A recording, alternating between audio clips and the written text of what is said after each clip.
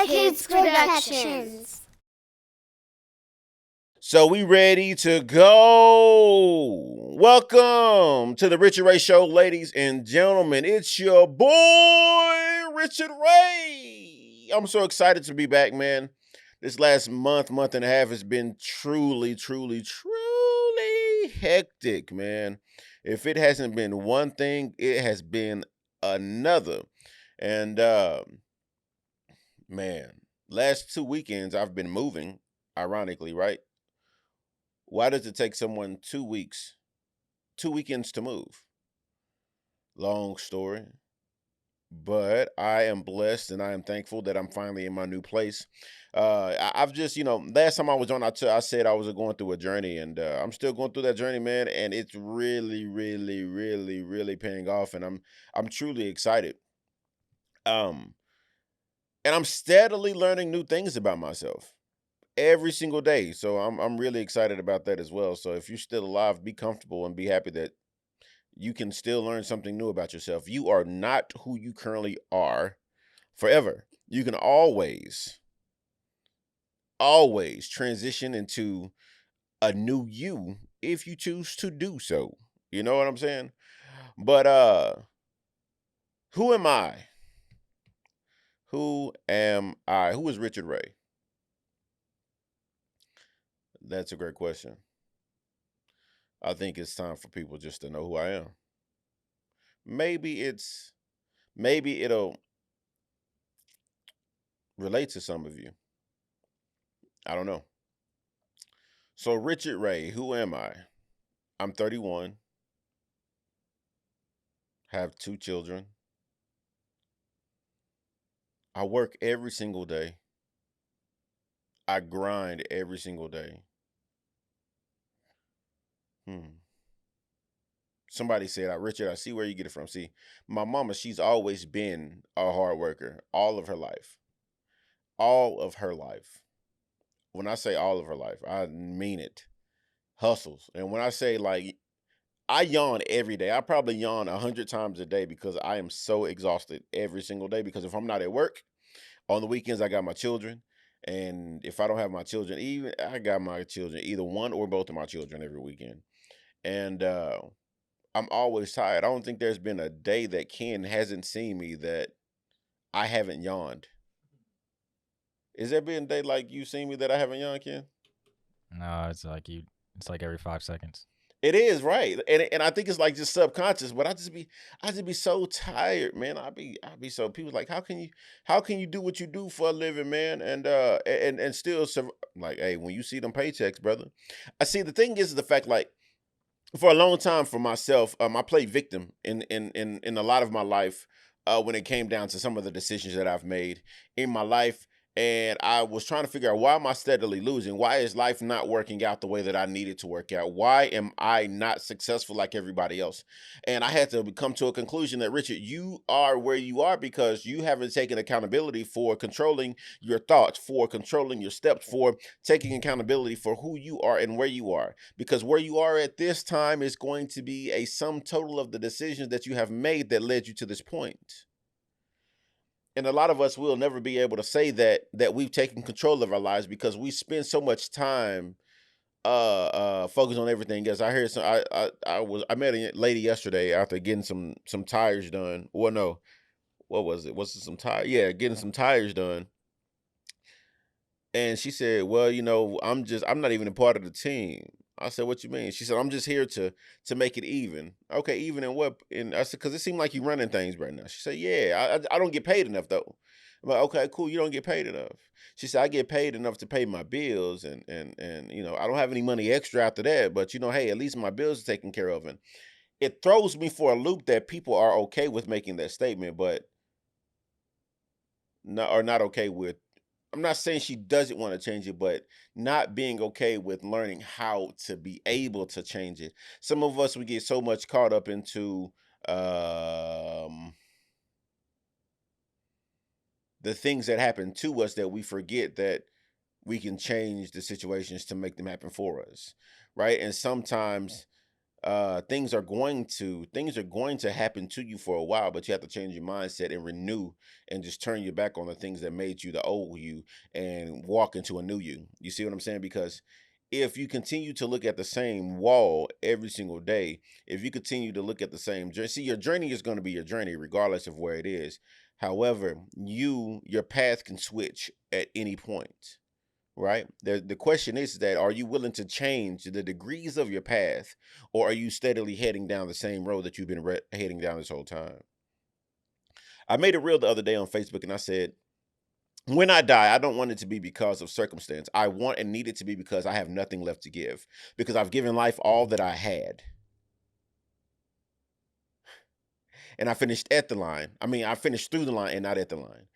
And that reference being finishing through the line and not at the line. So when you run track, your track coach always tells you finish through the line. And the reason why you finish through the line is because you're giving it all that you have until you cross the line. You're forcing yourself, you're pushing yourself all the way through the line. You're not slowing down until you cross that line. Right? But not a lot of us, we don't even give life half or a quarter of what we can give it.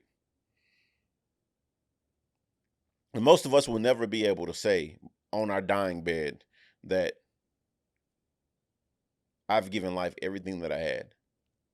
Most of us will be able to say, or most of us will say, life has taken everything away from me.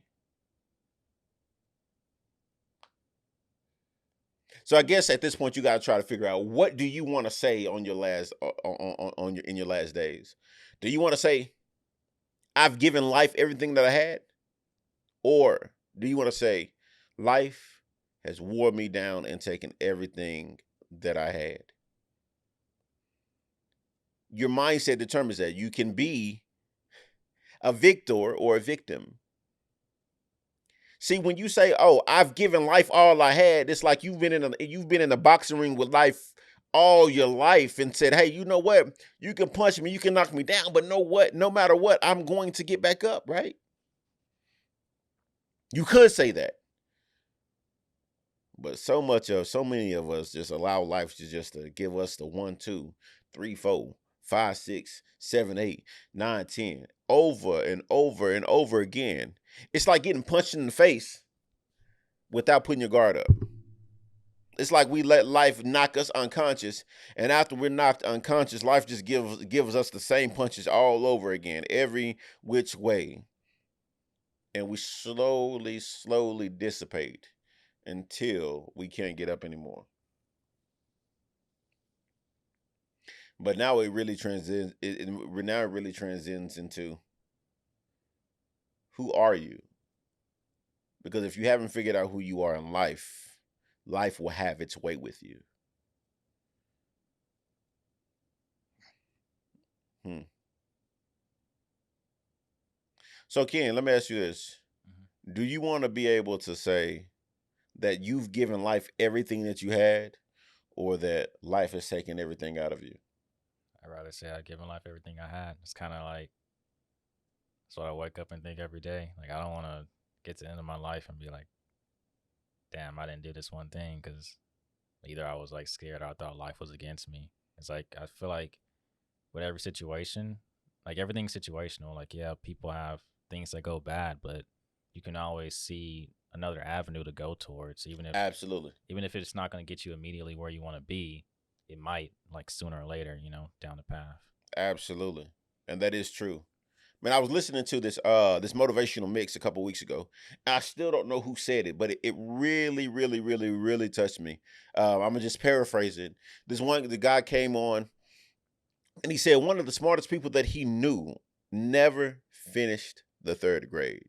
He dropped out of third grade to help his family on the farm, right? And he's speaking in regards to his father. Mind you, as his father gets older, he knows the meaning of hard work, and so his father worked at the same place. I think it was an academy or school. It just let's just reference it as a job. His dad had the same job for 30 years plus, and the job was 15 minutes away from his house. His wife finally asked him, but even though the job was 15 minutes away from his house, he always left the house at 3:45 in the morning. And his wife finally asked him, "Why do you leave the house so early?" And his response was simple, but so powerful. "The reason why I leave the house so early is in hopes that one of my children sees my excellence." It what that spoke to me was, no matter what the scenario is, no matter where you come from, you can always have a particular level of excellence. You may not have the best level of excellence, but you know you have the level of excellence that you can execute at and still make an impact. That when I heard that, bro, it stopped me in my tracks. And right now it just it has my heart beating. I can literally feel my heart beating out of my chest. It's crazy. But I'm so excited though, man. I'm so excited. So my new place, man, it's out. It's a very, very beautiful place. It sucks on how you got to get into it, but when you get to it, it's very beautiful. And I stopped. I got my apartment cleansed. You know, because I believe like I'm real heavy on spirits. You know what I'm saying, and energies, right? And whether you believe it or not, it's real. Like I don't care. I don't care what anybody says, but as my apartment was getting cleansed today, I was just sitting in reflection and just thinking about where I've come from and where I am now, and I'm excited about where I'm going to go.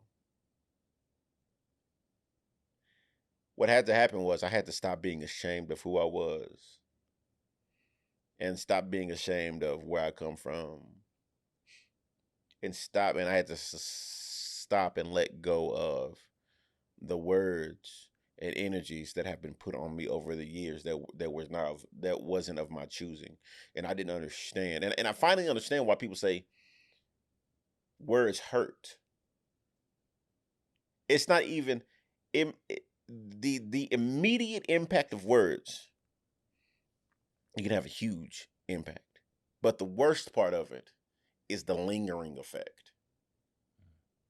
That The thought, like afterwards, you mean? not even just the thought, just no, you're right. The thought that these words could even be said to you. And now what happens is,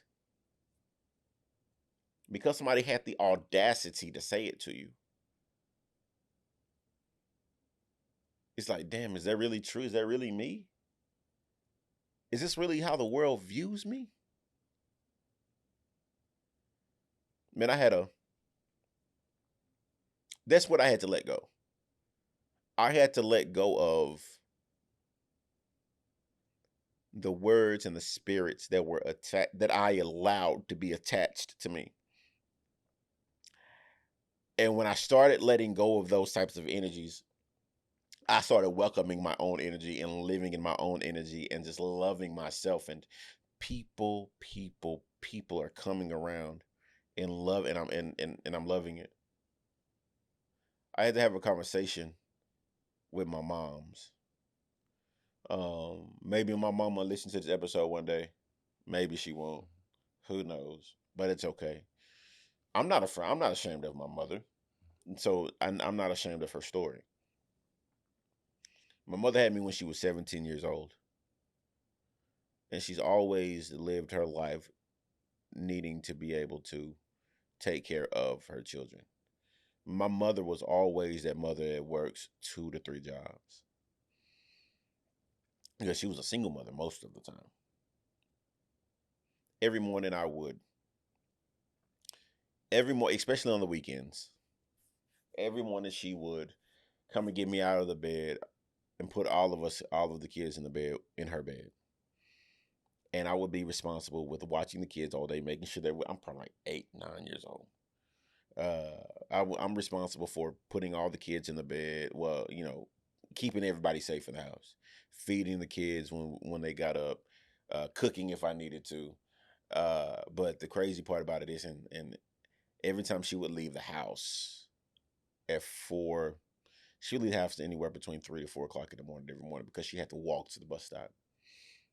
And so when she would do that, I would walk. We had this big old sun window in the living room, and she would have to. It's dark outside when she's leaving, right?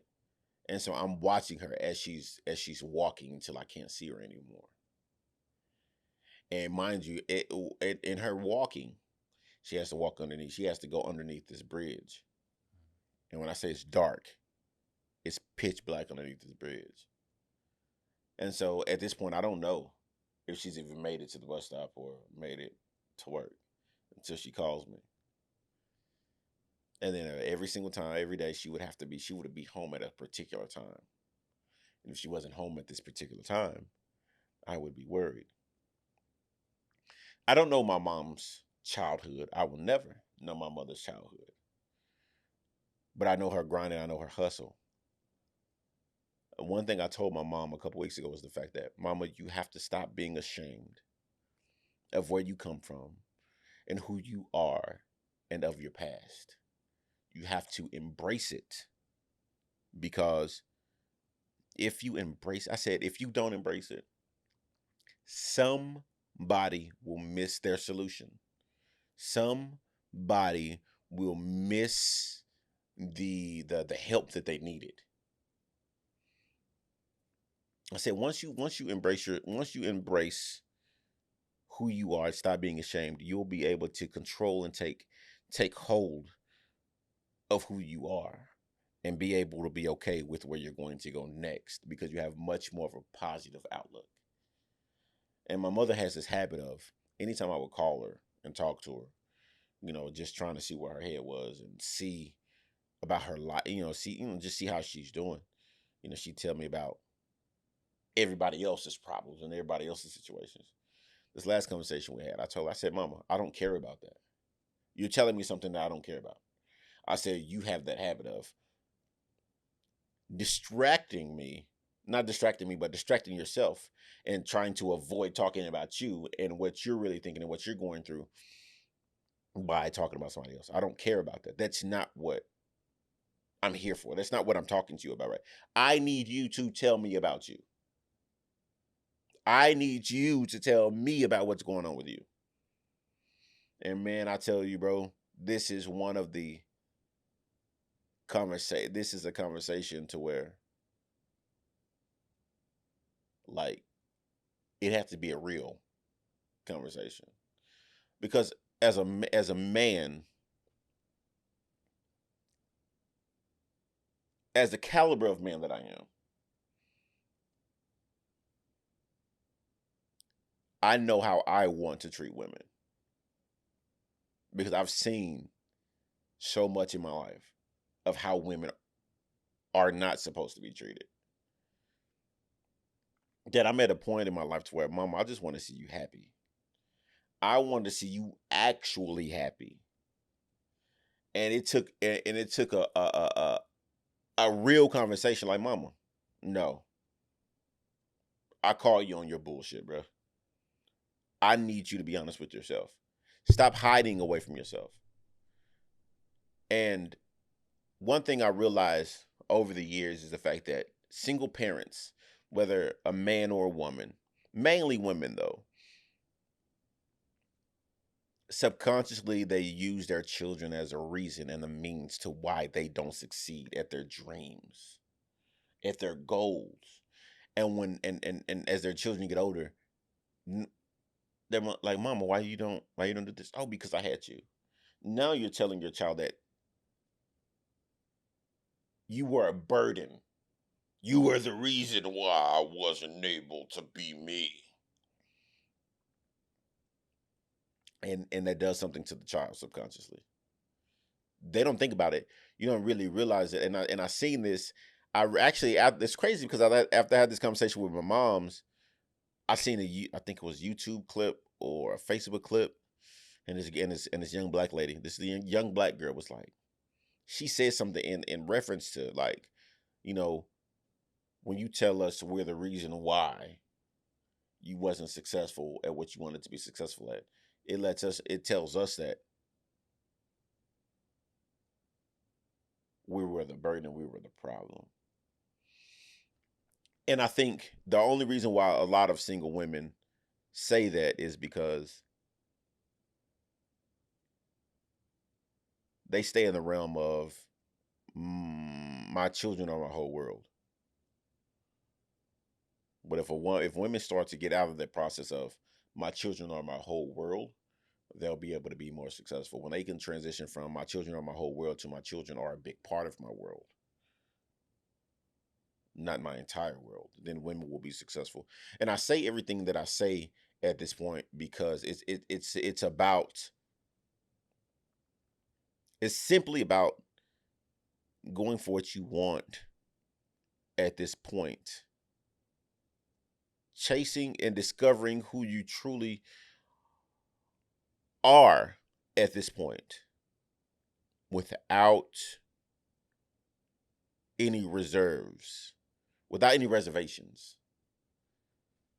I need everyone to love themselves. I need everyone to embrace themselves. I need everyone to understand that I am great, that I am greatness. I was born with greatness. I embody greatness, but my journey transitions me from greatness over to legendary because now when I walk in the realm of being legendary, now I'm impacting people's lives whether I realize it or not. And I exist for generations to come. And I'm winning at life. And I am being victorious at life. I need someone to hear the fact, especially my beautiful women, even my fathers or my men that feel like they're not worthy of things. Everyone, everyone, everyone that feels like life is just against them right now.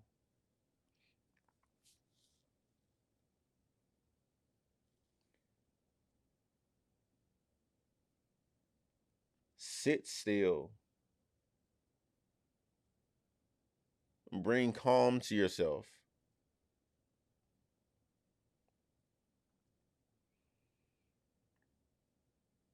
And take control of your thoughts. Manifest in your mind. Close your eyes and envision what it is that you want. Even if you don't know what it is, if you sit calm, close your eyes and just sit and stare into the darkness behind your lids. Something will come to you. Because what's crazy is when you close your eyes, you see nothing but darkness. But because you want to find a way out of it, your mind will start imagining things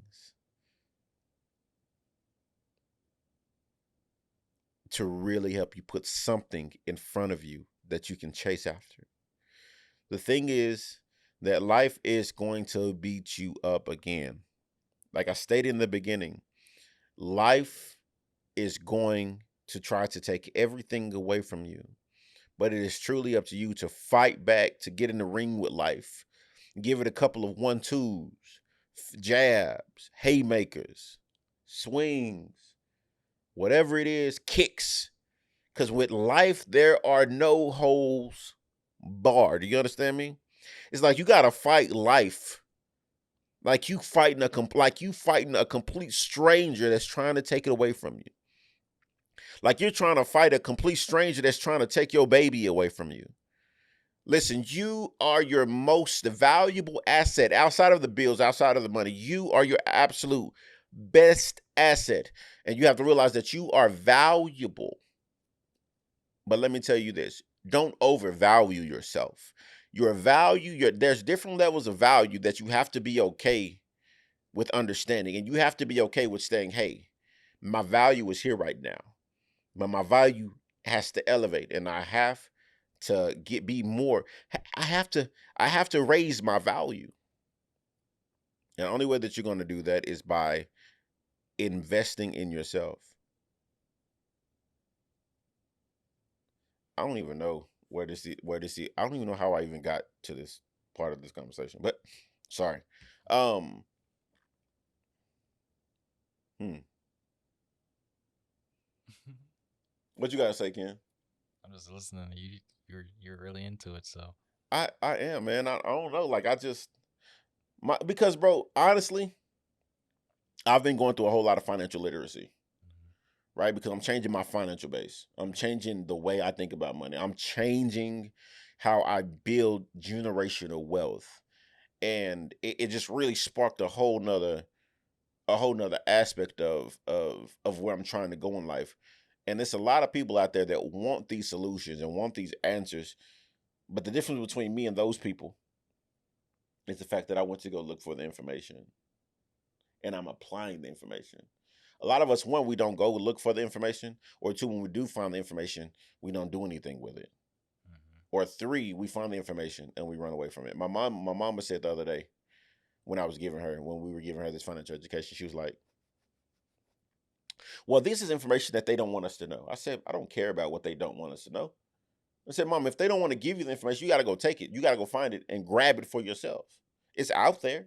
They can't stop you from getting it. They can make it damn near impossible for you to get it, but it doesn't stop you from getting it. The only thing that stops you at the end of the day is you.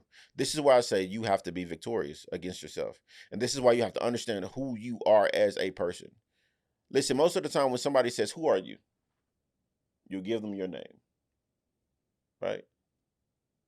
People think their name makes them who they are. People think their age makes them who they are. People think their skin color makes them who they are. But these are things that were given to you. Only thing that isn't given to you truly is who you are. That's something that you take for yourself. That's something that you grab for yourself. That's something that you give to the world. The world is going to see you for who you are, but the world is going to see you by your name, your age, your color, and your religion, whatever the case may be. But the world only knows that part about you. The thing is that who are you when you go and find you? And it is going to be a forever and lifelong journey. But back to my mama. I told my mama, stop being so ashamed of who you are and embrace it, because without you, somebody is going to miss their solution. I said, Mama, if I went to go tell your story right now, you know how many women would relate to this? Like, Mama, if you decided to write a book about your journey, you know how many copies of that book you would sell? You know how many lives you would change?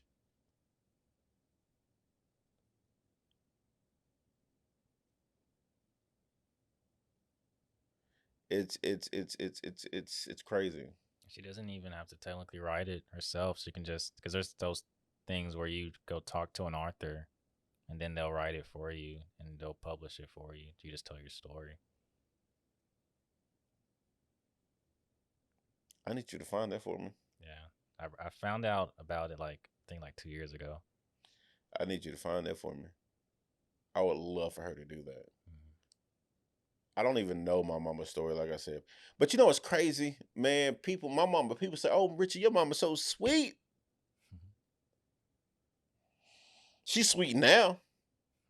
Bruh, I tell people all the time, man, my mama's sweet now, but y'all don't even understand. I done seen my mama fight. I done seen my mama beat up dudes. I done seen my mama beat up women. I done seen my mama beat up 2 people, 3 people at a time. Not exaggerating. Like, seriously. And so my mama was one of those mamas. And if you push her to the point, she'll still be one of those mamas. Come outside. She not talking about like whooping you. She talking about beating your ass up. You know what I'm saying? And my mama got heavy hands, bro. Like my mama has heavy hands, bro. And like last time my mom was about to whoop me, I don't even remember how old I was. I was still in high school. She said, I said something. She said, come outside. I said, no, not at all. I apologize. You know what I'm saying? Um, I just say that, man, because I love my mama to the point that I can be honest with her. And my mama realizes that when I tell her and when I talk to her, when I tell her about things, she may not like it, but she knows it's coming from the love that I have for her. And she knows that it's coming from the aspect that I want to see her in a better position. And I want her to embrace the fact that it's not too late to change her position, to change her life. Yeah, you may be 40 something. I'm 31. She was 17. That's 48. 48. My mom not even 50 years old yet. Not even 50 years old. You still have plenty of life to live. Plenty. I guess at this point, my single black mothers that have children, regardless of how old your children are, but especially to the women that are older than 45, that have children that are grown. Your children love you, and they want nothing but the best for you because you want the best for them.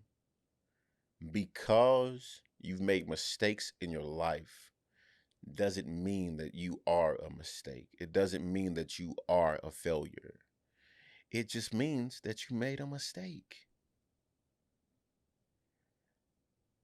As children and as being adults at this point, we understand what it is to be an adult and to be flawed. And you no longer have to be, you no longer have to have that perfect image any longer. And it's okay to take advice from your children because they may say something that gets to you, that helps you move a whole lot differently in your life. Because it is not too late. You're worth more than you absolutely know. And if you truly want to be different and change your circumstances, change them. If you didn't finish high school, go and get your GED. If you didn't finish college, go back and finish. If you didn't finish something in your life, or if you didn't start something in your life that you want to start it. Allow the love and inspiration of your children to be the reason why you go for it. I'll say this for myself. Me and my son, we watched the new Doctor Strange movie a couple weeks back. My son calls me the next day, say, "Hey, Dad." I'm like, "Yo, what's going on, man?" "Hey, Dad, I got a theory." I said, "Oh, you got a theory at 8 years old?" He said, "Yeah." "All right, cool. What's your theory, man?" Sometimes I refer to my son as my little homie. He said, "Dad, yeah." He said, "What if dreams are a portal to another world or dimension?" I said, "Son, I don't know, but you can figure it out, right?" I said, "In order for you to figure it out, you have to go to school, get smarter, and you got to get your PhD for people to take you serious." He said, "Okay, cool. I get it." So I said, "So you're going to get your PhD?" He said, "Yes." I'm like, "All right, cool." I said, "So, question." He said, "Sure. What's up?" I said, "Do you want me to get my PhD?" "Yes." I'm like, damn, why did I set myself up? But I took it in this manner though, because I've always wanted to go back to school or finish school. And I'm excited about the process of life now at this point in my life. And my son saying he wanted me to go back to get my PhD spoke to me. I was like, okay, cool. And it reminded me of that story I told you about the guy that said the smartest person that he knows never finished the third grade. And it reminded me back in the day when me and his mother broke up, and I was sitting on the couch. I was sitting on my brother's couch, sleeping on my brother's couch, holding my son. He's probably like a year and a half. I crying, bro. I was just sitting there holding him. He was sleeping, and I started crying. I said, son, no matter what, I'm going to give you everything that you need. I'm going to give you everything that you want. I promise.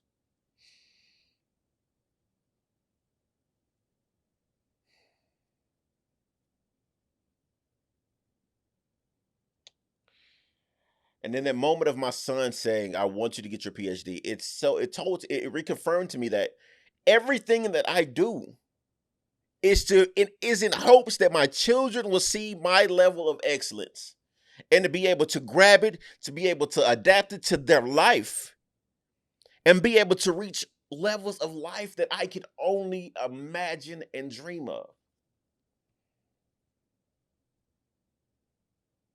And it's going to happen because there's going to be challenges that they face that I never faced when they get older.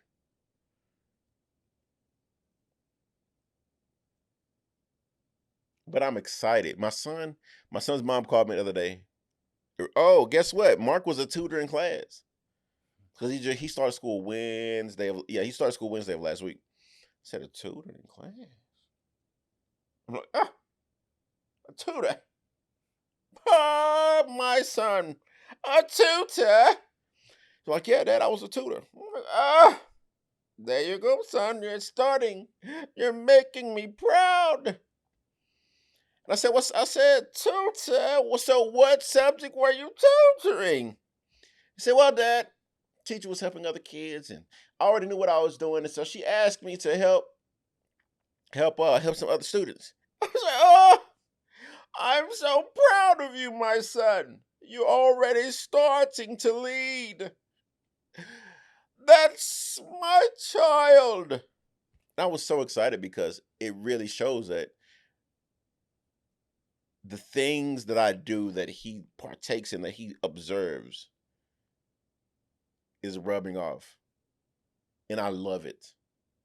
And even if my son doesn't get his PhD, to be able to see, you know what? He'll be able to tell his friends, his family, the universe, whatever, if they on Star Trek level life at this point, you know what I'm saying? If whatever level of life they at, Star Trek level, they can tell the universe, you know, my dad, I seen my dad struggle, and I seen my dad win, and I seen the process in which it took for him to change his life, for him to become a victor, and because I seen him do it, there's no reason why I can't do it myself. I'm that I'm that I'm that guy in a way that never finished third grade. You know what I'm saying? I just want my kids to see my level of excellence and aspire to be more and do more. You know? And I'm and I hope that I can impact the world in that manner. I hope that the world sees me and says, "You know what? We need him. He has it. He has impacted our lives in so many different ways that I want to. You know what? I wouldn't mind getting a Nobel Peace Prize. You know, did I say it right? Nobel Peace Prize. Yeah. Is that right? Uh-huh. Okay.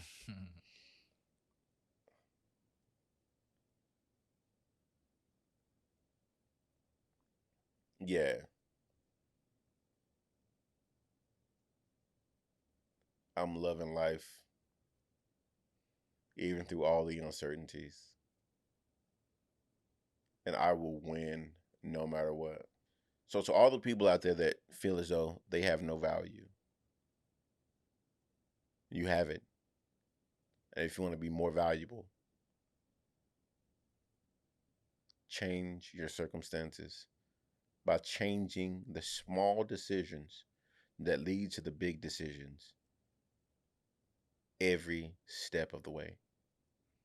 Just because you've messed up doesn't mean you have to stay there. You can learn from it and keep growing and keep growing and keep growing. And the world will try to keep you where you were. And people will always say, I remember, oh, you ain't nothing but that person. But your actions will show who you've elevated to become.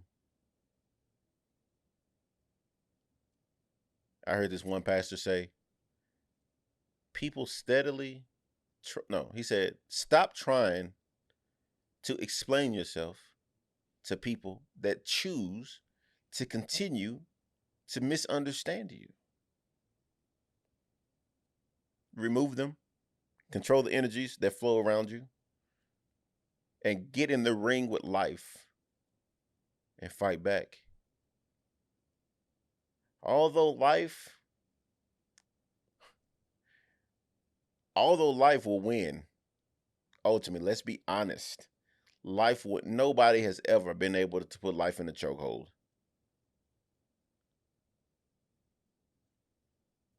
But as long as you fight back, people in life that are the spectators will remember. So you're worth it. You're strong. You are greatness born, and you are legendary bound. And say this to help change your small decisions that lead and impact to that impact the bigger decisions. That you demand what you desire because you desire what you deserve. It's your boy, Richard Ray. Thank y'all for listening. Seek y'all next week. Yeah.